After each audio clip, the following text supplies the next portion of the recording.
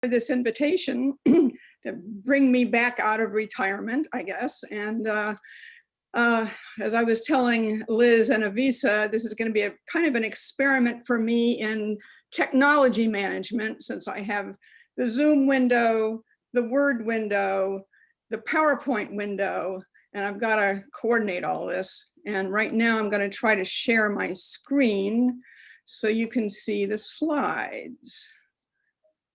Is that showing you anything? Oh, no, I got to share that. There we go. Does that work?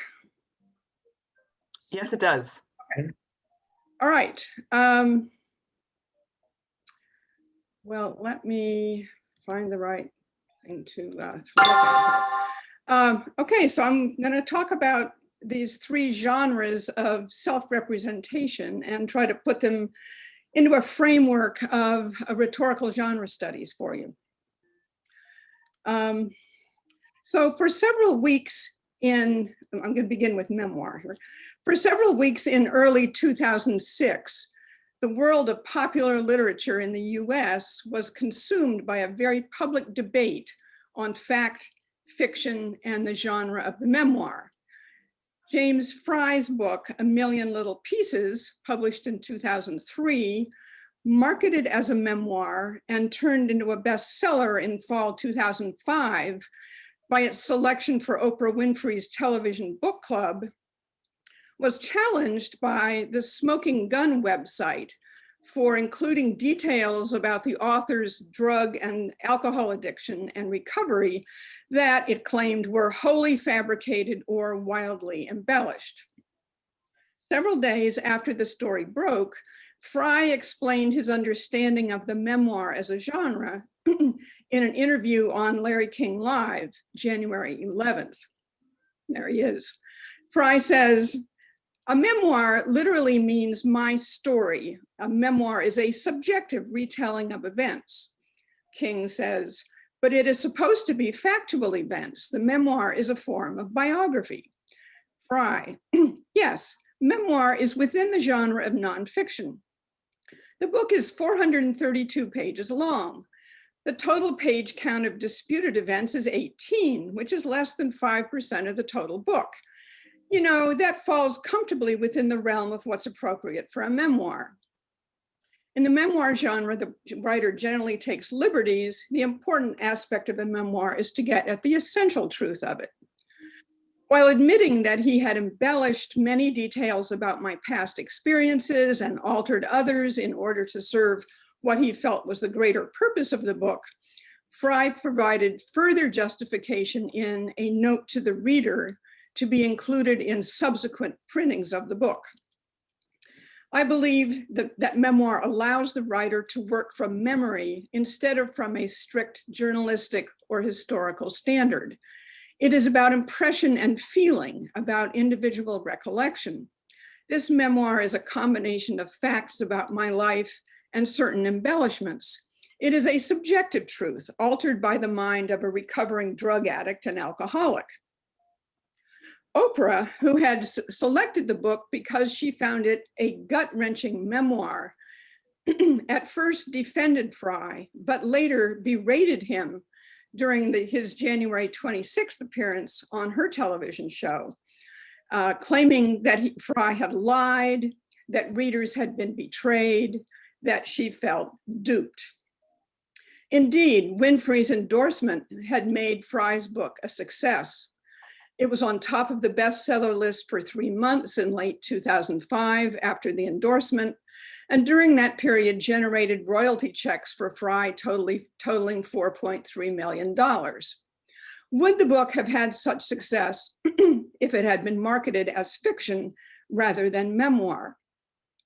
Some commentators suggested that the memoir genre has become a publisher's fast track to the bestseller list, that readers have a thirst for the pain and abasement of others that fiction can't deliver. Readers' comments on the Smoking Gun website, excuse me, on the Oprah website, in letters to the New York Times and no doubt elsewhere, were mixed. Some were outraged and offended. Some remained moved and inspired by Fry's book. Fry himself claimed that he hadn't thought about genre categories or expectations very carefully. He said, in the Times, I didn't initially think of what I was writing as nonfiction or fiction, memoir or autobiography. I wanted to use my experiences to tell my story about addiction and alcoholism, about recovery, about family and friends and faith and love, about redemption and hope. I wanted to write a book that would change lives. In her appearance on The Larry King Show, Winfrey noted the power of the publisher's marketing category. She said, I rely on the publishers to define the category that a book falls within and also the authenticity of the work. So I'm just like everybody else. I go to the bookstore, I pick out a book I love. If it says memoir, I know that maybe the names and dates and the times have been compressed because that's what a memoir is. But what is relevant is that he was a drug addict who spent years in turmoil, et cetera, et cetera. In the minds of many readers, and for publishers, booksellers, and promoters, the genre distinction between memoir and fiction is important. As critic Daniel Mendelsohn noted, the truth we seek from novels is different from the truth we seek from memoirs. The truth that Winfrey expected concerns who the author was and what he had endured. The betrayal, she felt, was a violation of what Philippe Lejeune has called the autobiographical pact, specifically the expectation that the author and the narrator be identical. Fry admitted this violation. He said, I made alterations in my portrayal of myself in ways that made me tougher and more daring and more aggressive than in reality I was or I am. My mistake is writing about the person I created in my mind to help me cope and not the person who went through the experience. Fry's case is by no means an isolated one. 2 years after the Fry incident, in 2008, Margaret Jones's book, Love and Consequences, published to great critical acclaim and described as a heart-wrenching memoir by the New York Times reviewer, was shortly thereafter discovered to be entirely fabricated. The author was not, as represented, half white, half Native American, and raised by a Black foster mother in LA gang territory, but rather a privileged white woman who had attended a private school. At about the same time, an international best-selling memoir about Holocaust survival, Surviving with Wolves, originally published in 1997, was also revealed as a fake. The author is not Jewish, did not walk from Belgium to Ukraine during World War II, and was not befriended by wolves. Mendelsohn makes the point that the identity between the author and the narrator is essential in memoirs of suffering and survival, because if the anguish and the suffering aren't real, there's nothing to redeem and the whole exercise becomes pointless. Winfrey felt betrayed because she had expended emotional energy on someone who did not need or deserve it, and in doing so, she had a corrupt literary experience. Violations of our somewhat imprecise expectations about memoir lead not only to disillusioned readers and angry television hosts, but also to lawsuits and canceled contracts. The publisher of Love and Consequences recalled the entire print run and canceled the author's book tour. In Fry's case, within a few months, there were 16 lawsuits, including claims of consumer fraud, breach of contract, unjust enrichment, misrepresentation, and deceptive business practices. Fry was dropped by his agent and his publisher, who complained that he had misled them about the nature of the events he depicted, and a movie deal was never completed. Biography and autobiography became important historically in the 18th century with the development of modern democracy, capitalist economies, and the publishing industry, and under what George Gusdorf has called certain metaphysical preconditions, including a cultural landscape where consciousness of self exists, In this culture, celebrity became possible for those without inherited wealth or status, and anyone can be extraordinary, as Julie Rack has noted. The recent trend is usually dated to the publication of a string of best-selling memoirs in the mid-1990s, and here are some of the most famous ones that you may have heard of. Explanations for this memoir craze often point to the popularity of television talk shows and reality shows, suggesting that their obsessive interest in the lives of ordinary people and B-list celebrities has migrated to the printed word. Other explanations point to specific qualities of the memoir, such as intimacy and authenticity. Critic James Atlas saw the memoir trend as part of a general culture of confession, but also part of an historic American longing to discover who we are. This public discussion about the memoir has been a discussion about genre, about the social recognitions that constitute genres, and the social symbolic work that they do for us. As genre theorist and cultural studies scholar John Frow notes, genre classifications are real. They are embedded in material infrastructures and in the recurrent practices of classifying and differentiated kinds of symbolic action. And they bind abstruse and delicate negotiations of meaning to the social situations in which they occur. The distinction between memoir and fiction not only has had financial consequences for publishers and authors, but also has stirred public reflection on authenticity, credibility, truth, and trust, that is, about genre expectations.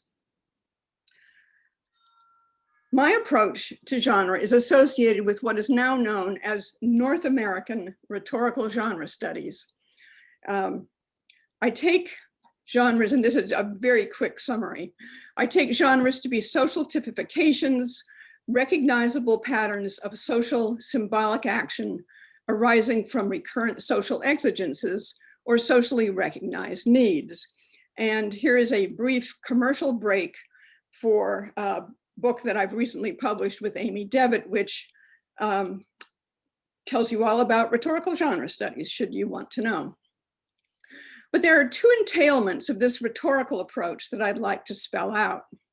First, it treats genres as vernacular rather than theoretical constructs, categories that have meaning to those who create and engage them, rather than to external observers, such as academics, who seek to explain them. Thus, patterns for which we have names in everyday language and about which social actors comment are culturally significant.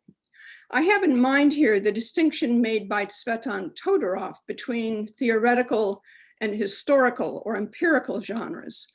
And here's a kind of outline of that distinction. The former resulting from a deduction of a theoretical order, and the latter from an observation of literary reality.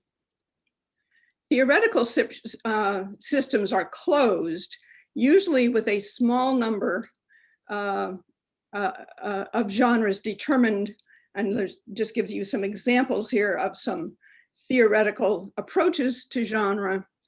And these produce a small number of genres determined by what Todorov calls the theoretical principle of the system. So you get Aristotle's 3 genres, Fry's 4 genres, and Trimble, he's a linguist, I think there are 8 genres there. Such genres have meaning to the theorist. Historical genre systems are open and dynamic, constantly changing in accordance with the needs and fancies of the community in which they are used and have meaning. Just some examples there. Producing what media critic Virginia Heffernan called mayhem and trivia. A similar way of posing this contrast has been offered by media scholar Jason Mittell, who argues that we should understand genres as cultural categories rather than as collections of texts or as configurations of features or components of texts. Cultural categories are defined by the complex, interrelations between texts, industries, audiences, and historical contexts. The second entailment that a rhetorical approach to genre is committed to is not only a dynamic, bottom-up, open-ended vernacular view, but also to the subordination of form to function in the understanding of genre distinctions. The rhetorician is interested in symbolic action in social context and in questions of motive. What action do we understand a symbolic event to be performing? That is, what generic rhetorical or illocutionary force does it have? And what action is called for or allowable on our part? Why do people use certain genre distinctions rather than others? What satisfactions and utility do they gain? How do they come to the abstruse and delicate negotiations of meaning that Frow speaks of? My contention has been that we must begin with exigence, with a shared, objectified social motive that we recognize as impelling our own and others' rhetorical actions. And here I differ a bit from John Swales's influential discussion of genre as centered on and defined by purpose, which I see as personal rather than social, centered on the writer or speaker rather than the audience. So, although the purpose for a memoir might be, as James Fry claimed about A Million Little Pieces, to use my experiences to tell my story about addiction and alcoholism, etc., or even to engage in a therapeutic purge, or to make money, the motivating exigence must be a need shared by others, in which human intimacy is mutually desired, authentic experience can be shared, and the ordinary life, each of our lives, can be rendered significant by communicative action. In the case of memoirs in contemporary culture, then, what rhetorical approaches to genre direct our attention to is not so much the qualities and features of the text that people identify as memoirs, but rather the shared recognitions and expectations they bring to them as they make that identification, as they determine whether Fry's book counts as a memoir. The public discussion about memoirs challenges the scholarly consensus that, in Timothy Dow Adams's phrase, whatever else it is, autobiography is not nonfiction. In spite of the fictionalizing necessary to represent the self, in spite of the selection and shaping involved in narrativizing experience, in spite of the hazards of memory, readers of memoir have genre expectations that, they believe, entitle them to certain satisfactions that are different from those of fiction. The way readers understand memoir supports, in a possibly unsophisticated way, Paul John Eakin's declaration that autobiography is nothing if not a referential art. This contrast between academic characterizations of memoir and vernacular expectations illustrates the persistent tensions between the theoretical and the empirical approaches to genre sketched earlier. Now, my own primary engagement with autobiographical genres consists of my earlier work on blogs with co-author Dawn Shepard. And I want now very briefly to tie that work into what I've been saying about genre and memoir. I initially became interested in blogging in 2003 when the news about blogging seemed to be its peculiar mix of the private and the public, as though a personal diary had inexplicably been published in a daily newspaper. These early blogs were rhetorically puzzling. And here's just some questions that I was asking myself. They seemed to be addressed to everyone and at the same time to no one. They seemed to serve no immediate practical purpose, yet increasing numbers of both writers and readers were devoting increasing amounts of time to them on a completely voluntary basis. The blog was made possible by technology that was becoming more available and easier to use. Blogging proliferated rapidly after the appearance of the first hosting site in 1999. It was adopted so quickly and widely that people must have been, in some sense, ready for this new rhetorical opportunity. So Dawn and I wanted to figure out the exigence by placing blogging into its historical cultural moment. Excuse me, why did people want to use the blogging technology and what made it so rhetorically attractive? What we found is very similar to what I noted earlier about the memoir craze, which is just about contemporaneous with the blogging craze. We characterized the generic exigence of the blog as a widely shared recurrent need for cultivation and validation of the self.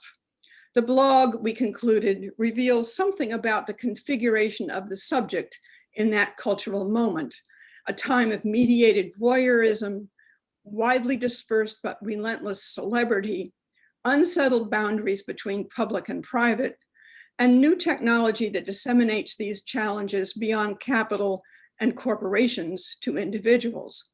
The blogging subject engages in self-disclosure, and its focused and repeated effort, its exhibitionism, yields an intensification of the self, a reflexive elaboration of identity. The generic social action of the blog is just the reinforcement of this identity, an effort at stabilization within the flux of incessant change. I would just add to this quick summary of that earlier work that blogging has been subject to the same kinds of controversy that has troubled the genre of the memoir. The expectations of truthfulness, although generally unspoken, are strong. The default expectation is that blogs are nonfiction, and the reverse chronological order, diary-like entries, and external links and photographs all support this expectation. It seems that the autobiographical pact is in force. The strength of this expectation is shown by the outrage demonstrated when it is violated, such as in the Kaycee Nicole cancer hoax, in which an adult blogger posed as a teenage leukemia victim in 2001. And here are just some news stories when that story broke. Another common form of fakery is corporate, when an ostensibly personal blog is revealed to be a form of unacknowledged advertising or public relations aiming to launch viral marketing.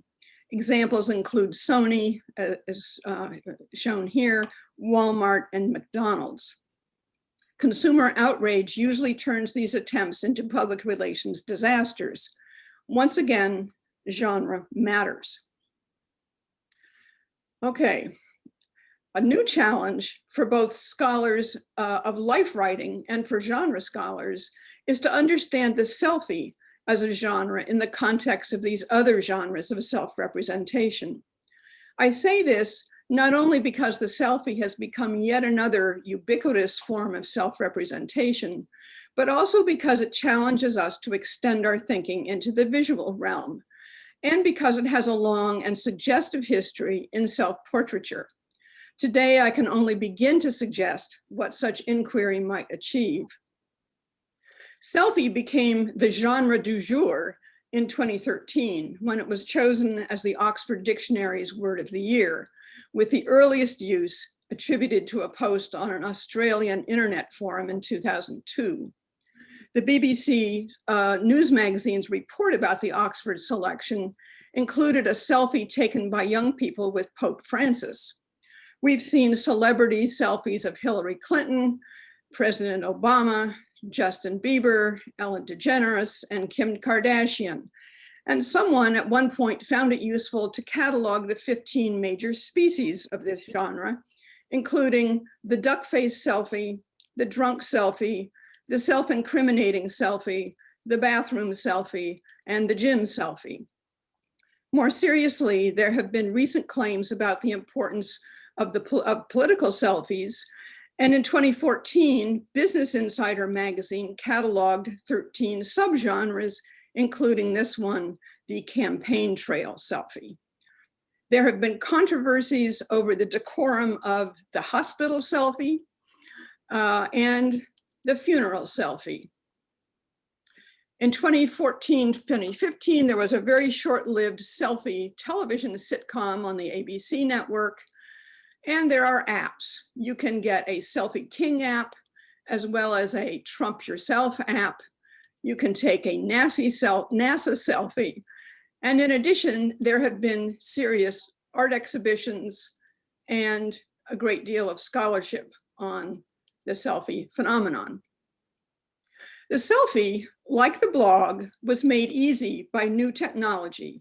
In this case, the front-facing camera built into the iPhone 4 released in 2010, a feature that quickly spread to other devices. But it seems likely that the sudden ubiquity of the selfie owes something to the same cultural trends and preoccupations that gave rise to the memoir craze and the personal blog, the recording and mediation and distribution of personal information to a potentially large audience of relative strangers. As Dawn and I found for the blog, the selfie seems to have been a genre that was waiting to happen.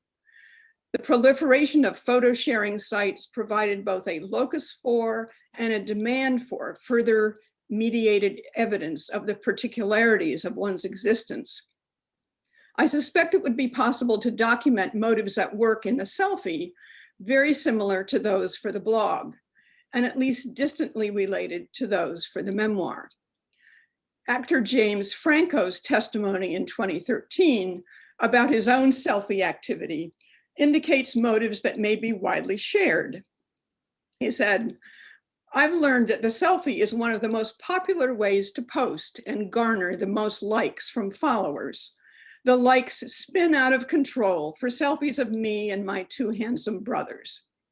Franco, a notorious selfie king, went on to suggest something about the social action of the selfie.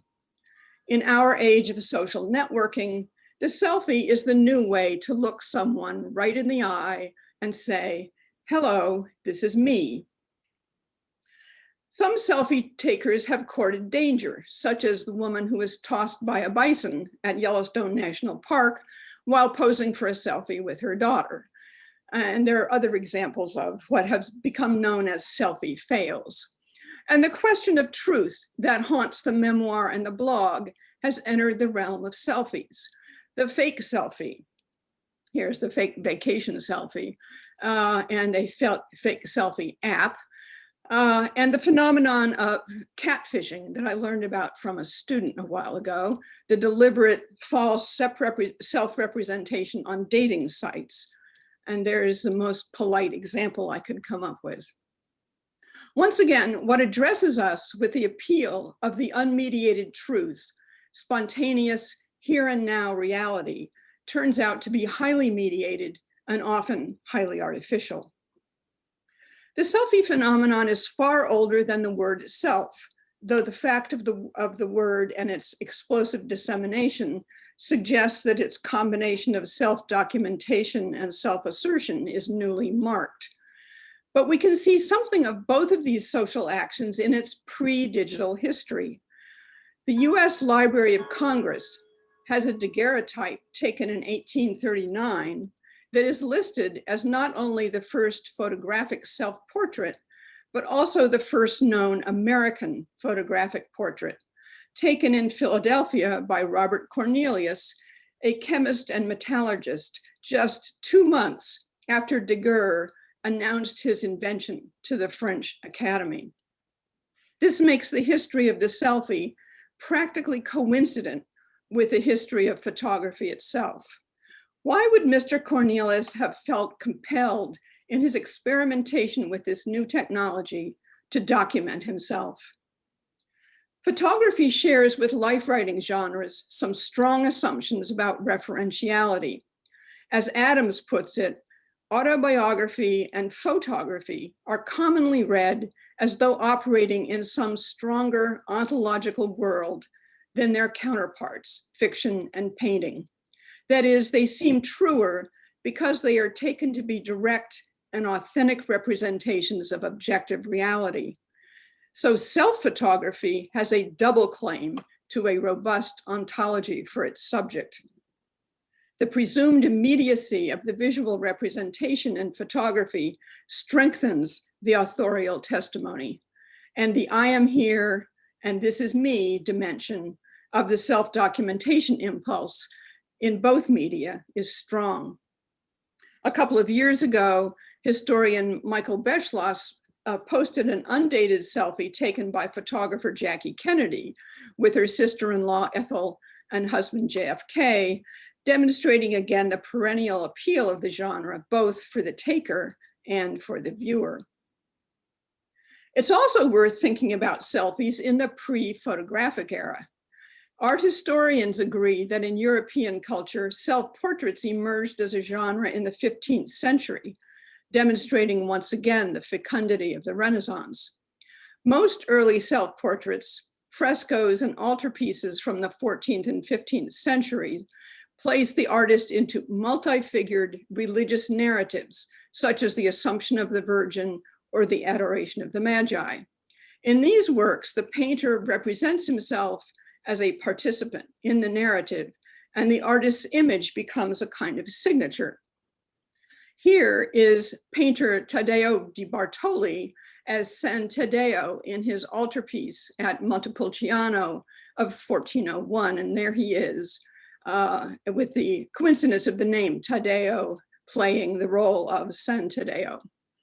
Another well-known example is Botticelli's 1475 Adoration of the Magi, in which the artist paints himself on the edge of the scene, directly engaging the viewer with what art historian Laura Cummings calls an unnerving stare. And here's a much later example by Caravaggio, who portrays himself as the bloody head of Goliath in the hand of the victorious David. Alongside these self-portraits of the artist as a participant is the developing convention of autonomous or independent self-portraits. That is, those that are self-sufficient works in which the isolated self is both subject and object. The earliest of these are not paintings, but rather bronze medals and sculpture busts from the 14th and 15th century. But the artist usually credited with crystallizing the genre of the independent self-portrait in the late 15th and early 16th century is Albrecht Dürer of Nuremberg. Dürer is the most celebrated, prolific, and inventive creator of self-portraits during the Renaissance, who painted no fewer than 16 such images and became famous for his conduct and appearance, especially his hair and his hands, as well as his art. Hall calls Dürer's self-presentation in this work of 1500 a tour de force of the barber's art. This 16th century selfie king even had his own logo. What led to the emergence of the self-portrait as a distinct genre at this time? It starts, as Cummings notes, in the margins as a way of signaling authorship, and develops as a way of promoting one's art. Joanna Woods Marsden believes the impulse to self-portraiture of the autonomous kind is due in part to the highly competitive courts at which many artists in this period worked. It was the climate of these courts that nurtured the self-conscious self-fashioning promoted in Castiglione's Book of the Courtier, published in 1528. There was, in Stephen Greenblatt's words, an increased self-consciousness about the fashioning of human identity as a manipulable, artful process. The notion of the self as an agent or subject, this conscious awareness of the singularity of each individual life is, as Gusdorf claims, the late product of a specific civilization and can be attributed to a set of complex cultural changes, including Renaissance humanism, the Copernican revolution, new economic structures, new structures of authority. One important motivation for self-portraiture in this climate of self-fashioning was what amounted to a concerted campaign to improve the social status of artists. Before the 16th century, visual artists were considered to be manual laborers, craftsmen or fabricators with low social standing. Woods Marsden points to a tenacious long-term struggle for betterment on the part of artists that achieved a dramatic shift in social standing by the end of the 16th century, granting the artist qualities of genius. Thus, we find an emerging subgenre of self-portraits of artists at their easels, which stand as affirmations of the powers and importance of the artist and as evidence of the growing self-confidence and social standing. And I was surprised to find a number of examples of female artists in this same subgenre. Giorgio Vasari's 1550 book, Lives of the Most Excellent Architects, Painters, and Sculptors, demonstrates the emerging celebrity culture surrounding artists at this time. The socio-political motivations of self-portraits also led to suspicions of deceitfulness and vanity. The self-portrait as a genre also owes something to a technology of representation, the improvement and increased availability of the mirror during this period. Blown glass, that is convex mirrors with lead backing, gave way to flat glass with tin and then silver backing in the 15th century, with Venetian glassmakers perfecting and monopolizing the technique. Most art historians agree that the mirror was essential in the development of the self-portrait, and its importance is suggested by the fact that it shows up in many images. This early one from a French manuscript, which portrays the creation of a self-portrait using a convex mirror.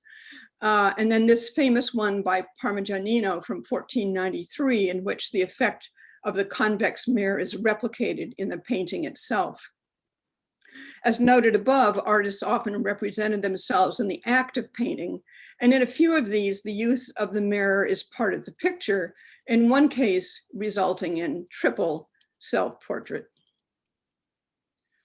So what can we take from this very brief look at early self-portraiture to inform our understanding of the contemporary selfie?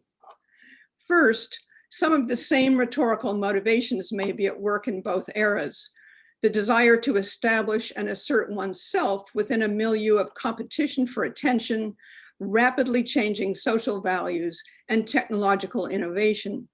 In such times, that is, when the configuration of personal identity is transformed or contested, genres of self-representation may be particularly important. Second, we might see these similarities as bookending the period of modernist individuality. Renaissance visual artists were striving to assert their identities just as it became possible to think of the singularity of the person. They were part of a much larger transformation of consciousness that created the modern individual, and they did so through the mediation of visual self-representation. Contemporary celebrities, adolescents, and others who document their lives with selfies, blogs, and memoirs are striving on the other end of this long historical trajectory to retain a sense of the integrated and distinct self against forces of constant fragmentation. The visual medium has affordances different from the discursive powers of language, of course, but in this effort, it may be the more powerful. Third, and more generally, this brief exercise illustrates what we might gain from thinking of genre as multimodal and multidisciplinary. Learning to analyze the visual aspects of genre and to understand them in conjunction with the verbal is a challenge to those of us trained in the language arts. This effort is essential to understanding the mediated culture of the past as well as the present, and one enhanced by turning to disciplines outside our own, such as, in this case, art history. The idea of genre helps us make sense of the scope and scale of these traditions of self-representation, memoir, blog, and selfie, in their relation to new technologies and to sociocultural conditions. And the idea of genre highlights the remarkable persistence and flexibility of human symbolic productivity. And I'll just leave you with another couple of contemporary self-portraits. This one by Norman Rockwell, in which he references famous self-portraits of the past, and this one that I've constructed of a typical selfie taker. So thank you. That's it. Great. Thank you, Dr. Miller. So we have some time for questions. Let me unshare my screen. There we go. Great. So if you have a question, you can go ahead and share it now, or if you want to share it in the chat, I will go ahead and read it for you. I'll look at the chat here.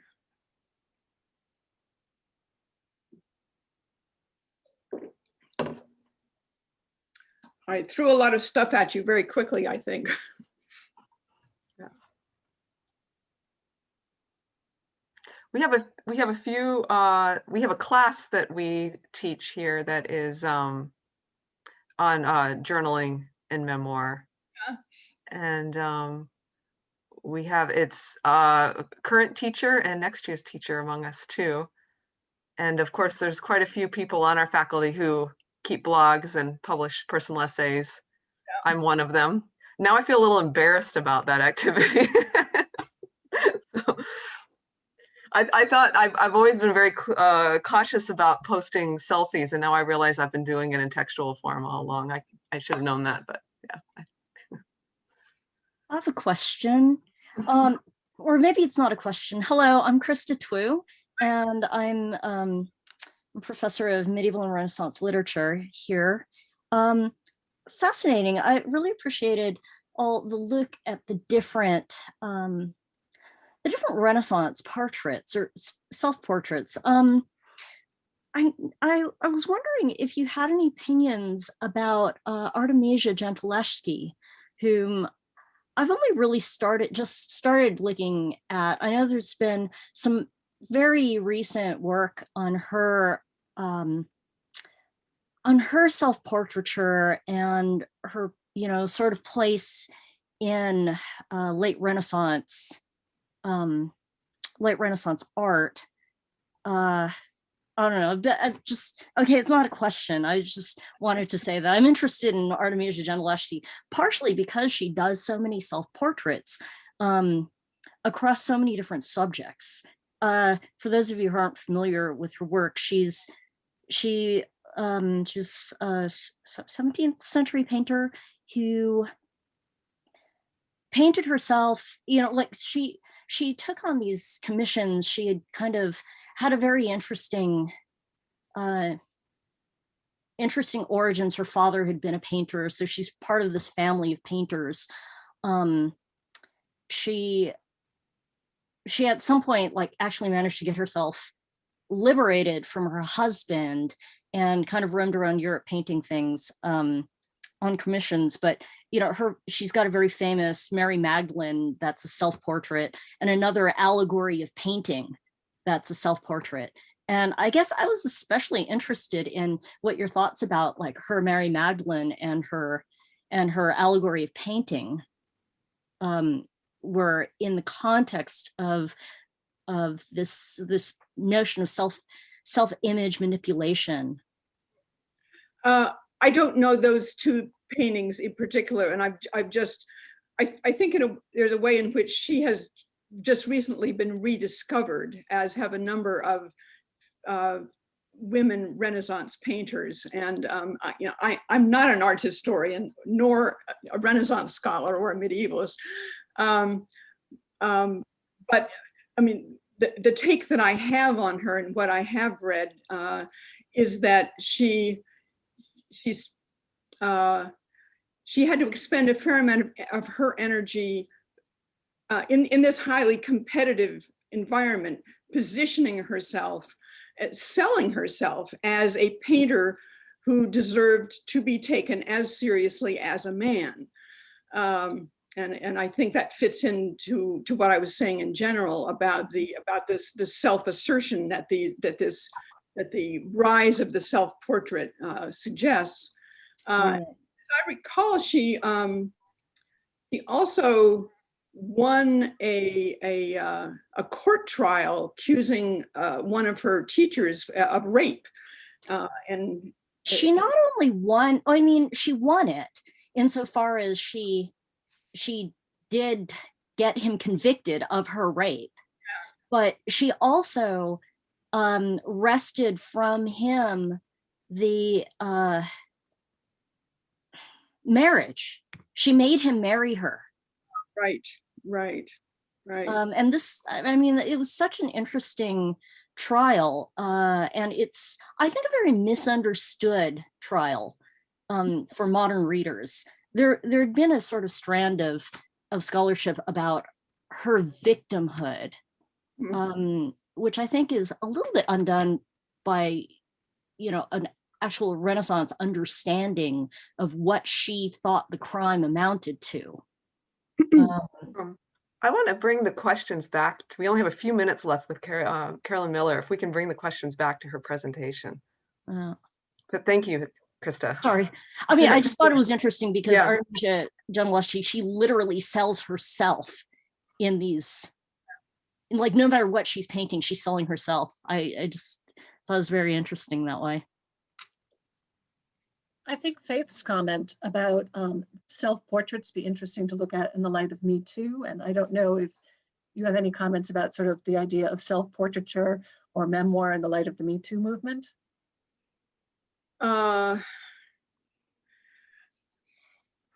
Well, yes, it would be interested to do that. And of course, I have not. So I'd be eager to know what your thoughts would be on that. I haven't put those together in my own mind in any particular way. I mean, I guess my, again, very, very initial thought would be that the whole Me Too movement itself is a coming out of the shadows. It's a way of speaking up and speaking out that had not been done before.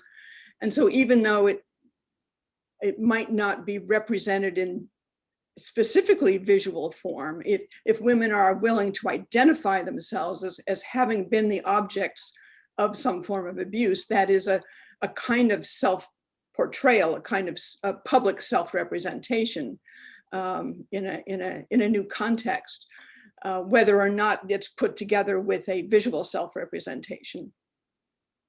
So yeah, make some graduate student take that and run with it. I'm curious about, you're talking about you differ from Swales's definition that centers on the writer, and you look more at the exigence. Yeah. And I mean, looking at that, it seems, I was also, going to the later part of your presentation, you're talking about how the selfie in particular spans the period of modernist individualities. And so do you think that the rise in memoir and selfie and blog is marking the end of something, or is it has it arisen because of the technological possibilities? Yes. Okay. In other words, both. Okay. And I think to say it's at the end of something is probably a bit glib. I mean, we can't know whether it's the end of anything until 100 years from now, when nobody will care about this in particular. But it just seems to me that it's a kind of bookending, as I put it, of a period in which the self we were able to take it for granted. And I think that it is under challenge in a way, in part from technology, that it had not been for this period of sort of Enlightenment, modernism, since I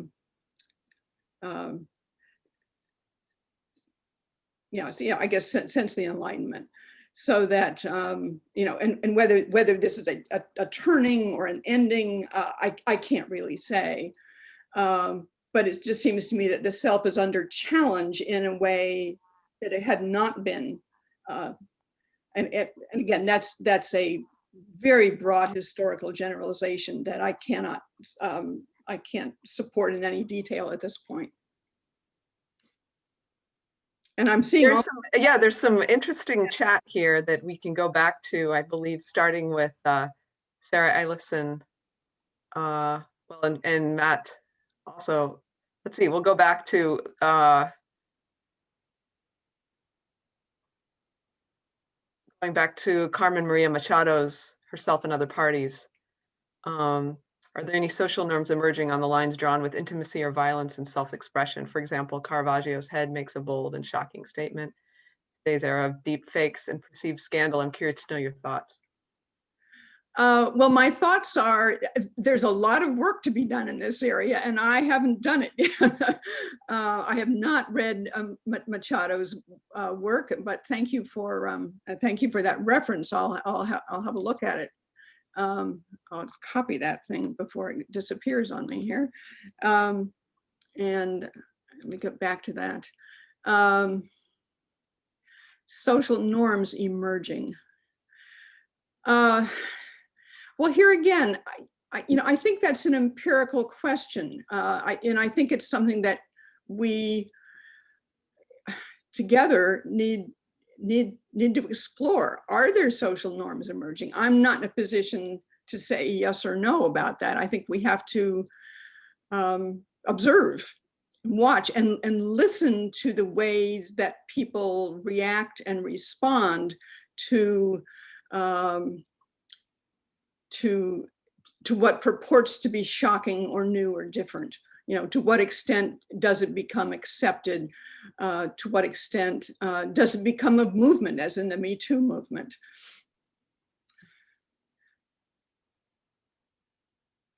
There are some questions here. Sarah Eilifson says, this may be beyond the scope of your work, but I was taken by your discussion, especially your interrogation of the commercial promotional aspects and the insertion of otherwise overlooked subjects. I wonder if you could speak to the social action or power or possibility of any of these genres. What does it mean to have a genre available to people who might otherwise not see or hear from? Well, I guess I would ask, what does it mean to have? What do you mean by having a genre available? Is it available to both to those we might not otherwise see or hear from, and to those of us who aren't hearing from them? In other words, is this a genre that is equally shared in both communities and shared in the same way? And again, those are empirical questions, not questions that a theorist can answer. So again, I would simply say that you're asking interesting questions that need research to answer them. And I have not done all that research. I have a quick question. So some genres, so we think of genres as flexible and bendable, and we can be creative with them, and that's fine. But some genres, like the memoir, with Frey's work, going back to Rigoberto Menchu's autobiography in the 1980s, we don't like them to be creative, or at least we don't like them to be creative in certain ways. So I'm wondering, is this because there's certain conventions of a genre that are more central, or is it something else that's like offending some part of something deeper to our sort of human experience, or what do you think about that?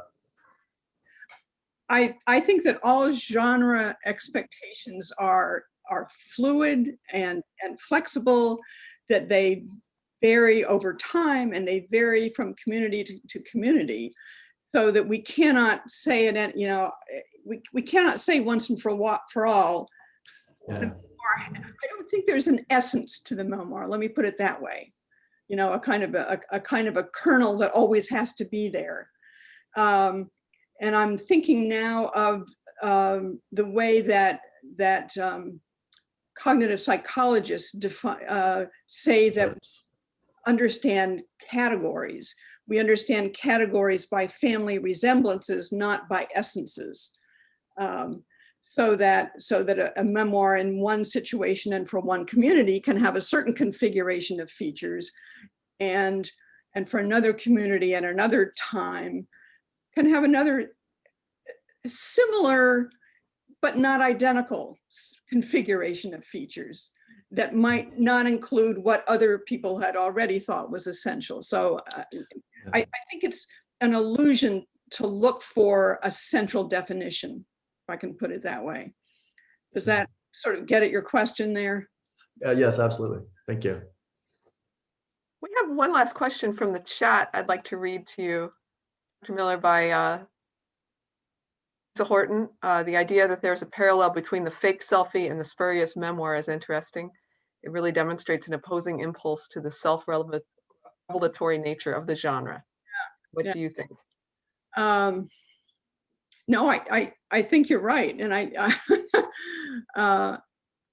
I think it demonstrates that that genres are so flexible that we can use them for multiple purposes. In other words, the fake genre is the fake selfie is a kind of allusion to a genre or a quotation of a genre. It's an embedding of a genre within something else. It's the use of a genre that has certain expectations to get somewhere else.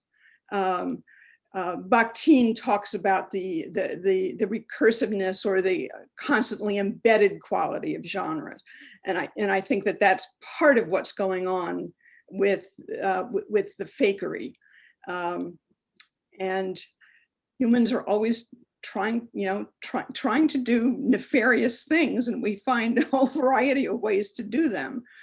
But the kind of self-contradictory notion of the fake selfie is very intriguing. So these are all very interesting observations that you all have made. I appreciate them, but I certainly don't have resolutions for any of them, I guess. Well, thank you for provoking so many great questions, and thank you for your time today. And we will have this, I've been recording this presentation and the discussion, and I will post them on the link for the Google Calendar invitation that you received today. And so please join me in thanking Dr. Miller for joining us today. Thank you very much. I had fun. Great. Same here. Great. And yeah, so there's some messages on the chat there. Thank you all for coming today, and we'll see you next time. Okay. And if you want to stick, if you have any questions for me, I'll stick around here for a few minutes. I'm just trying to save the chat here. Yeah. And often I can forward it to you. It'll be saved to my file. So I can send you that file at the end of the meeting.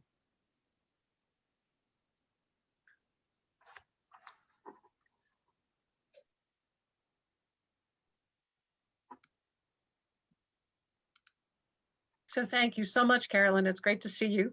Okay, good to see you. I guess I stayed within my time limits, didn't I? You did. You did. Absolutely. I had to cut out a lot. Okay, and I see David has sent me a couple of notes that I just haven't had a chance to even read yet. David, I'm sorry. No worries. Fine. I don't think I've seen you since Waterloo. That's entirely possible. Yeah. Pleasant to see you, and thanks for doing this. Okay, thanks for coming. Appreciate it. All right. Well, maybe I'll see you in November. I hope so. Yeah. Yeah. Maybe we'll actually see face to face. Who knows? That would be a welcome change. It would. All right. All right. So hope to see you in November. All right. Bye-bye. Invitation. Bye. Thank you again. I very much enjoyed it. Thank you. Okay. Yes, me too. Thank you. Okay. That was fascinating. Take care. All right.